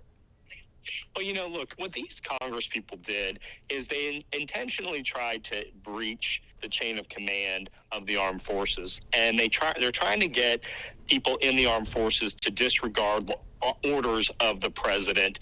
And And that is very dangerous. That's how people get killed. And I can understand how President Trump could be very angry about that. And everybody should be very angry about that. We have a chain of command, and the military works when everybody does what they're supposed to do. So it doesn't help that these senators are out here trying to cause discontent in there. But I think what really has to happen is that everybody needs to start checking their emotions, the president included. People are making bad decisions, and then the other side is saying, well, we should kill them. That's just... That is ruling by emotions rather than ruling with thought and articulation.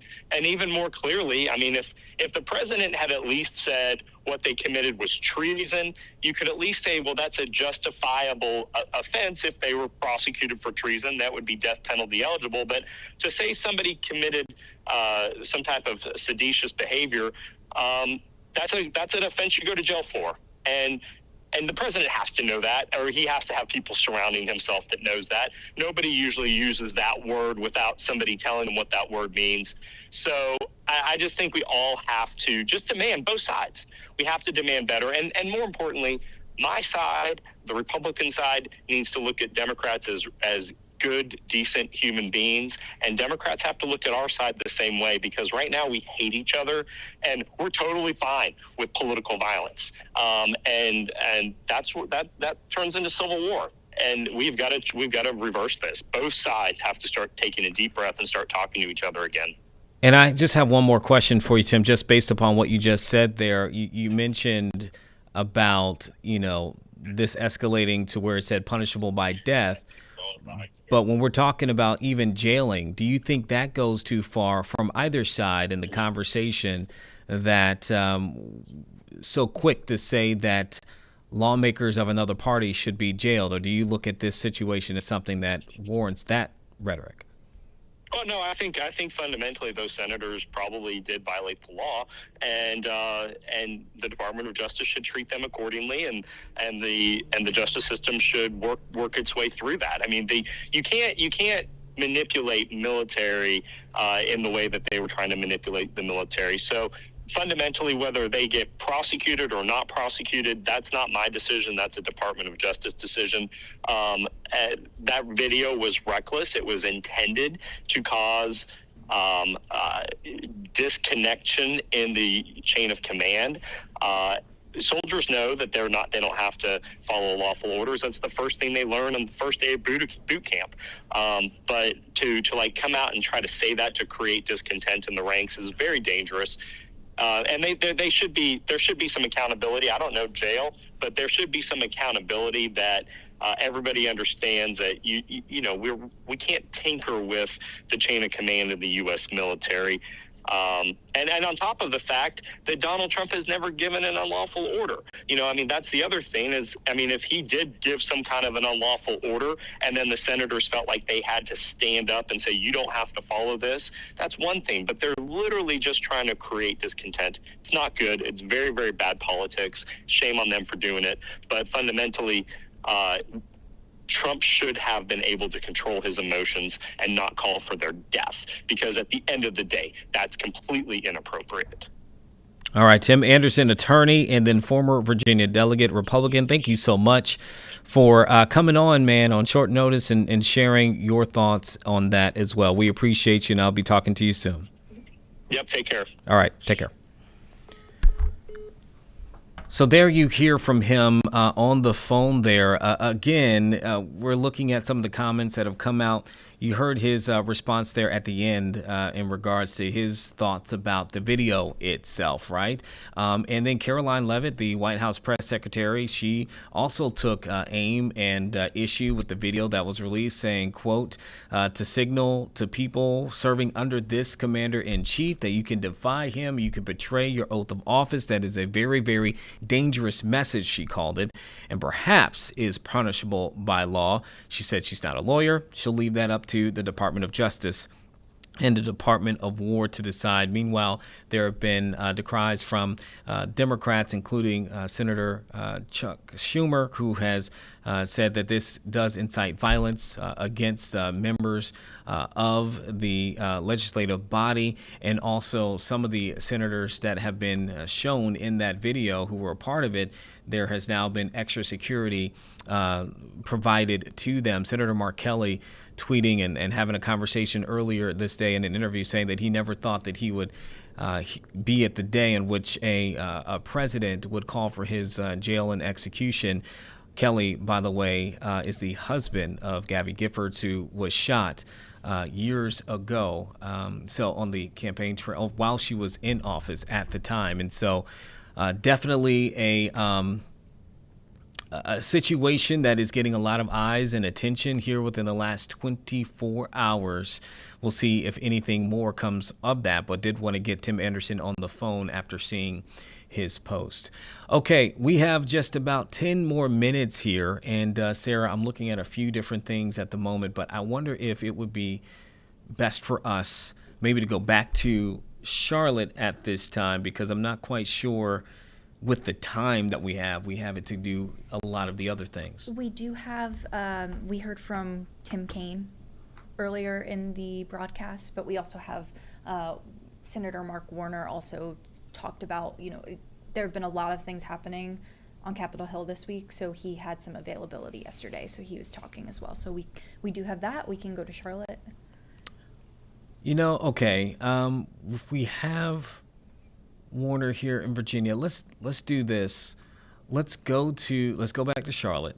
Again, that's a situation there following the Border Patrol increased activity within the city that has really been the eye of across the country after they came from Chicago, went down to Charlotte. The question now is where it could be next. There's been some signaling that New Orleans could be one of the cities next, but we'll look at that now, see what they are saying at the moment, and if that ends, and maybe we can try to go to some of the other things while we talk real quick.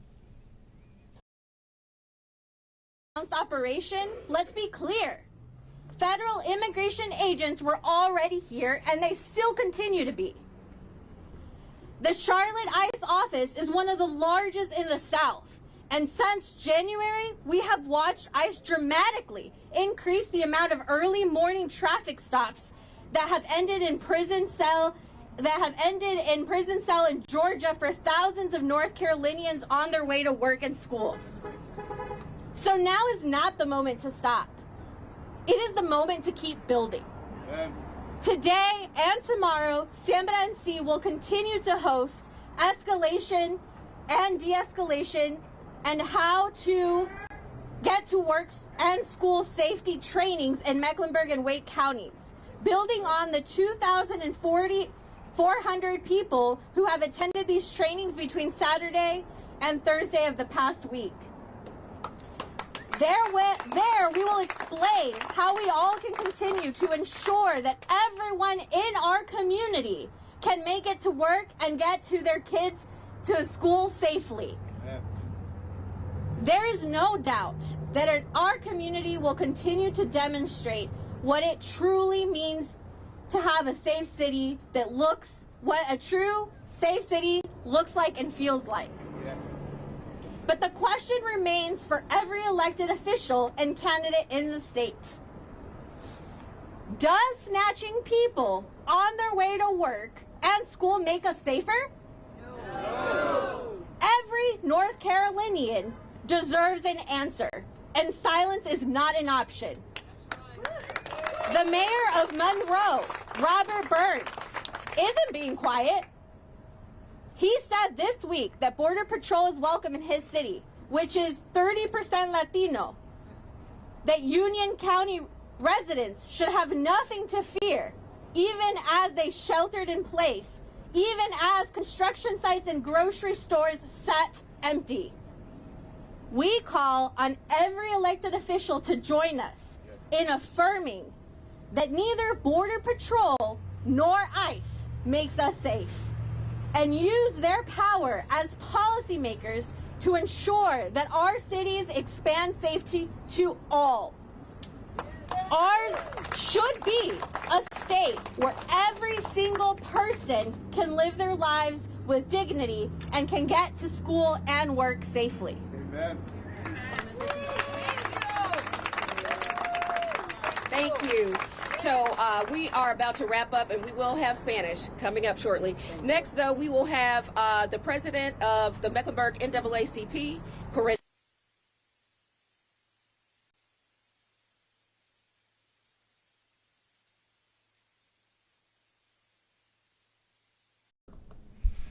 Okay, it looks like the sound did cut out there from that press conference taking place in Charlotte right now, as they may be wrapping up very shortly. Again, we were just bringing that to you because this is coming on the heels of the operation there, the crackdown on immigration in the city, in the Queen City there in North Carolina.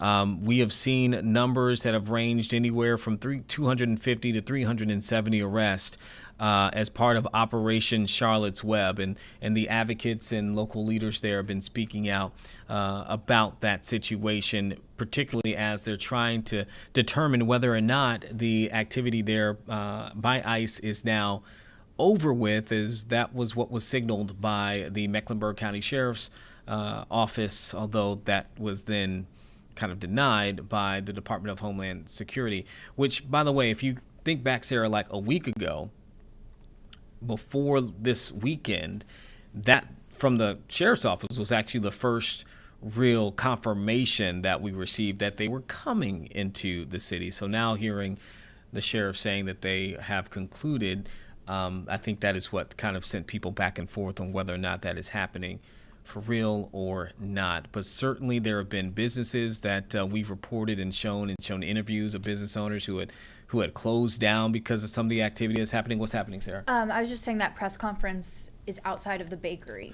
The bakery we showed earlier this week? Mm-hmm. Okay, so I think that was a bakery owner who's owned that shop there in Charlotte. It's a very beloved bakery for 29 years, I want to say, that they've been there. But the bakery owner came on to not our broadcast, but we actually had his interview in which he stated that one day he had the shop open and he witnessed firsthand people who were walking outside of his shop who had been approached and confronted by ICE agents. And the experience for him, he said, was something that pushed him to close his doors because he wanted people who they came in, this is his words, to feel comfortable if they were going to be walking around. And he knew he had a lot of people who typically come to his particular bakery. And he is not the only one who closed their doors during this process. There were other businesses in this particular area where they had kind of made the same decision.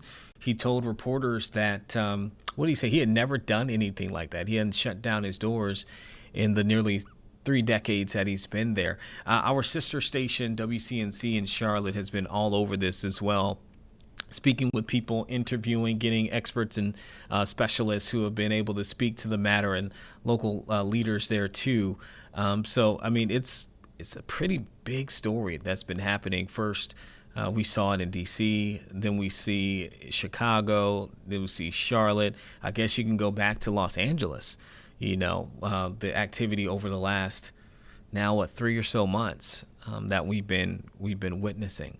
So we wanted to bring that to you, and it is, gosh, I just looked up. It's 11:58. So that is going to do it for us here for Live Impact News. We appreciate you for watching. Remember that you can always find us if you're watching us on YouTube by downloading our app, 13 News Now Plus. You can not only watch this broadcast, but you can watch our newscasts and a whole lot of other content anytime, anywhere. And we will be back here next week at 10 a.m., but we will have another team to have a stream from 1 o'clock until 3. But for now, we turn things over to 13 News Now at noon with Martha Berglund. Have a great weekend. Be safe.